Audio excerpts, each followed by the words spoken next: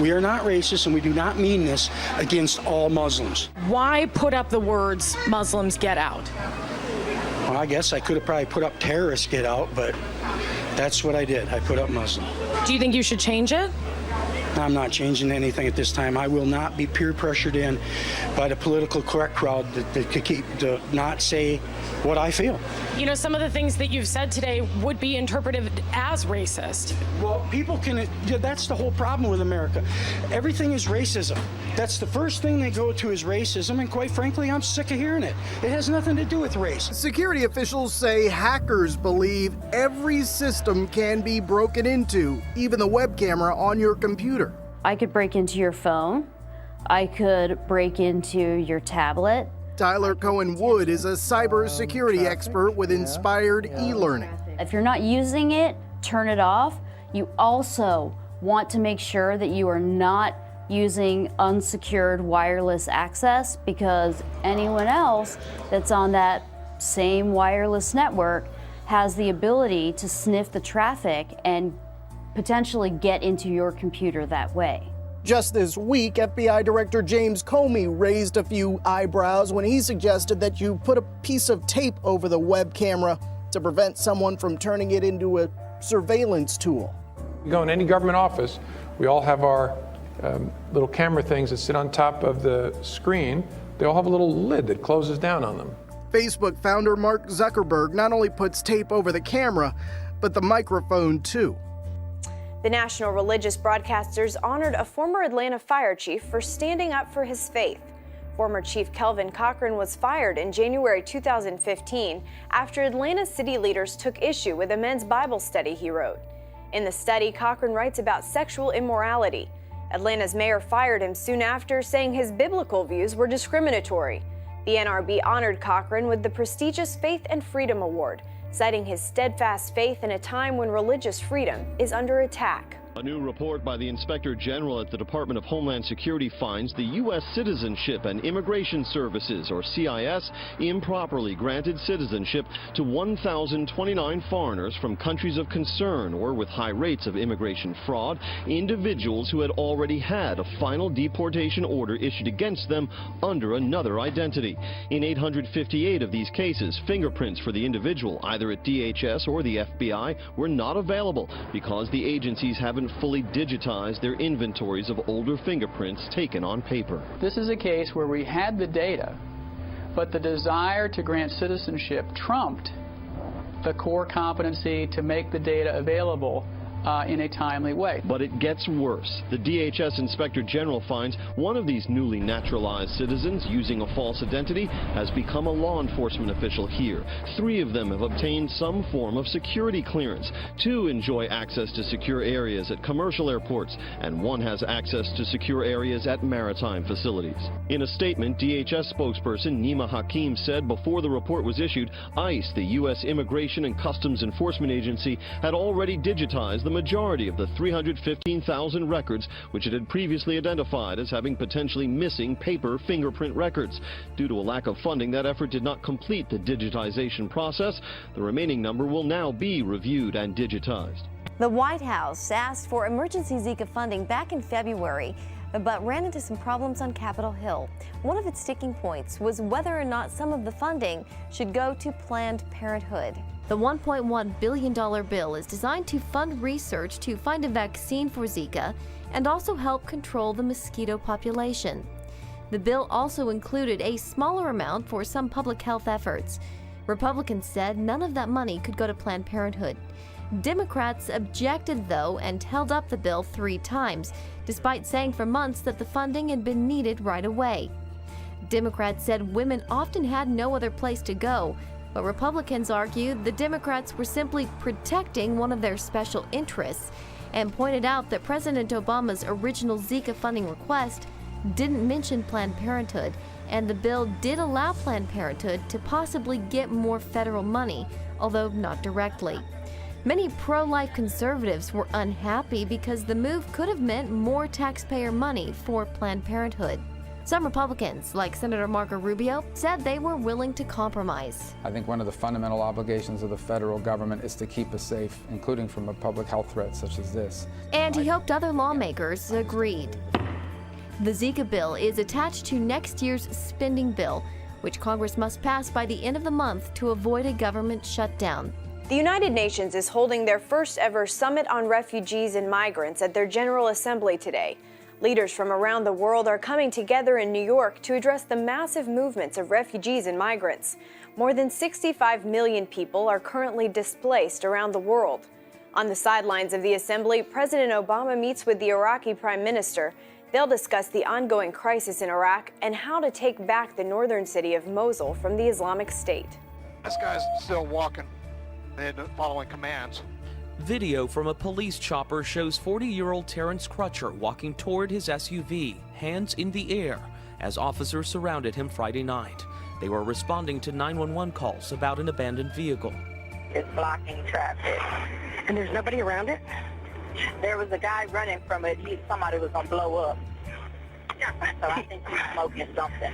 Oh, It's difficult to see exactly what happened as Crutcher approached the driver's side window of his SUV, but police say he was not cooperating. That looks like a bad dude, too, to be honest with him. You can see him suddenly drop to the ground. I think he may have just been tasered.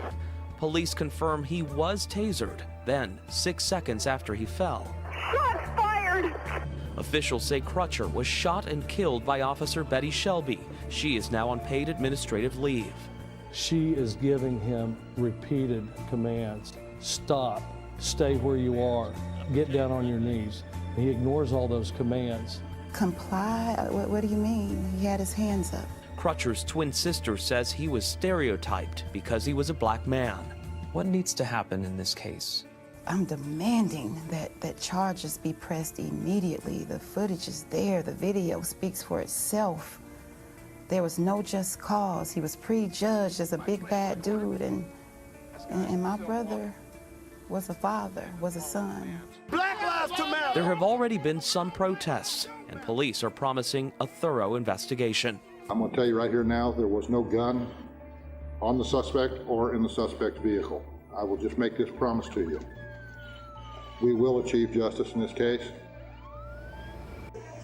5-year-old Salem sits on a hospital bed in Hodeidah, Yemen, surrounded by children who, like him, bear the signs of prolonged hunger. From the day I gave birth to my child till now, we are suffering from hunger and torture, and his condition is not stable. The ongoing war in Yemen has made it nearly impossible for Salem's family to provide for him. Even before the war, Hodeidah was one of the poorest cities in Yemen, the Arab world's most impoverished nation.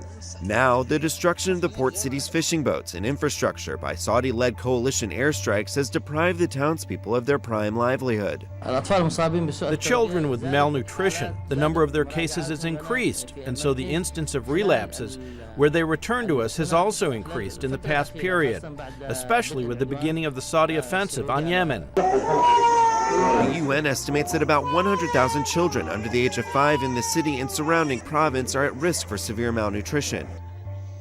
Less than 60 miles from the city, families in a small village have been displaced from their homes, living without proper sanitation, causing additional medical issues. They are suffering from sicknesses, such as diarrhea due to their environment, which is desert areas and entirely exposed. They don't have toilets, so they're sick with diarrhea, and they need humanitarian assistance urgently. The conflict has left some 10,000 people dead or injured, 3 million displaced, and more than half of the 26 million population are food insecure. The United Nations General Assembly in New York City spent the day painting a rosy picture around the autocratic nightmare known as Agenda 2030. In this great hall, the 2030 Agenda for Sustainable Development was adopted. With its 17 Sustainable Development Goals, the agenda is hugely ambitious. Imbued with a universal and transformative spirit, the agenda sets out as a master plan for us to transform our world to one in which extreme poverty has been eliminated and peaceful, well-governed societies live sustainably and in harmony with our environment. During the 71st session, I am committed to a universal push for implementation of all 17 Sustainable Development Goals. And then President Obama stepped up to the New World Order podium for his final love fest of himself as the President of the United States. As if speaking into the vacuum of space, Obama lectured the international body of globalist banking pawns with half-truths and grandiose ideas, still promising big things after 8 years of diligently checking off the multinational corporations' to-do list at the expense of any real hope or change benefiting the citizens of the United States. We have made international institutions like the World Bank and the International Monetary Fund more representative, while establishing a framework to protect our planet from the ravages of climate change. We see too many governments muzzling journalists and quashing dissent and censoring the flow of information. In medicine and in manufacturing and education and communications, we're experiencing a transformation of how human beings live on a scale that recalls the revolutions in agriculture. The existing path to global integration requires a course correction. And as these real problems have been neglected, alternative visions of the world have pressed forward, both in the wealthiest countries and in the poorest. Religious fundamentalism, the politics of ethnicity or tribe or sect, aggressive nationalism, a crude populism, sometimes from the far left, but more often from the far right, which seeks to restore what they believe was a better, simpler age free of outside contamination. These are the policies that I've pursued here in the United States, and with clear results. American businesses have created now 15 million new jobs. After the recession, the top 1% of Americans were capturing more than 90% of income growth, but today that's down to about half. Last year, poverty in this country fell at the fastest rate in nearly 50 years. A society that asks less of oligarchs than ordinary citizens will rot from within. That's why we've pushed for transparency and cooperation in rooting out corruption, tracking illicit dollars. Because markets create more jobs when they're fueled by hard work and not the capacity to extort and bribe.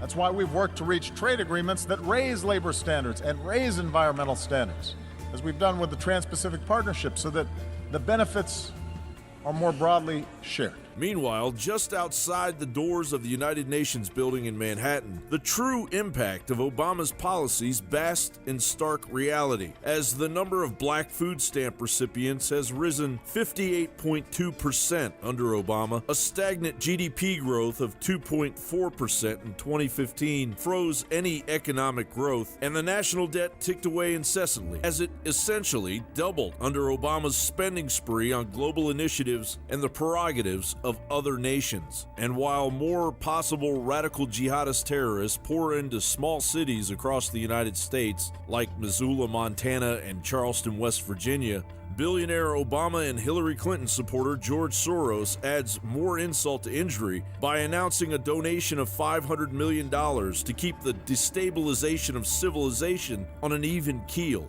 CNBC reported, the 86-year-old George Soros said in an official statement, "We will invest in startups, established companies, social impact initiatives, and businesses started by migrants and refugees." Will the unemployed coal miners be working for the refugees now?